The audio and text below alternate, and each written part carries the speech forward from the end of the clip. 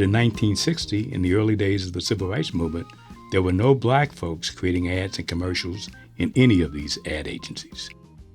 The whole neighborhood or the whole family, if we saw a black person in a commercial, we would tell everybody, hey, there's a black person. No, we didn't say black, colored. There's a colored man in the commercial. Or there's a colored man on TV, even if they weren't in the commercial, because it was so rare. When I was coming up, there were no black people in advertising. There were no black people in commercials, And I think my generation is the ones that started putting them in.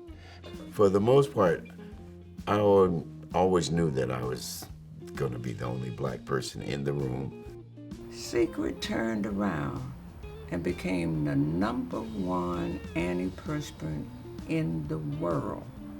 The campaign nobody wanted to work on became the maker of Carol H. Williams. We got to do something that's going to knock people off the thing.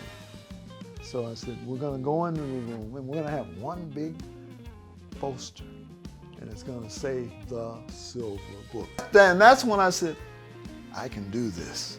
I did the breakfast campaign for McDonald's. I introduced breakfast to America when they started doing breakfast. The campaign was called Morning Glory, which won all kinds of awards. Best of Show was with Richie Havens. The first stuff I worked on was Pillsbury Frosting Supreme. Idea for it was so smooth and creamy you could spread it with a paper knife. I ended up with a partner in production, and he had been around black people, kinda, as far as talent or this, but never had a relationship until we got together. And that was the case with a lot of people. I went to work at FitCom in February of '69, so I became the first account person of color in client services. I was always conscious of the fact that I was the first and only, and so there were things that I couldn't do or shouldn't do.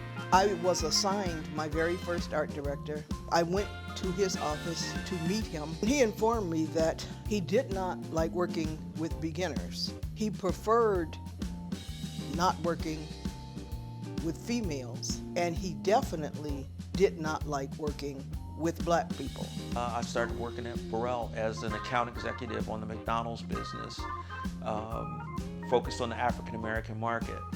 And some people advise us, this is a career decision. You're really young in your career. If you go work in a targeted agency, you're probably going to get pigeonholed. I said, you know what? I've been black all my life, so I'll come there and work, 2 or 3 years. Well, that 3-year expectation turned into a 14-year thing, and it was the ride of a lifetime. How did I get into the business? I tell people I got into the advertising business the old-fashioned way. Luck, pure luck.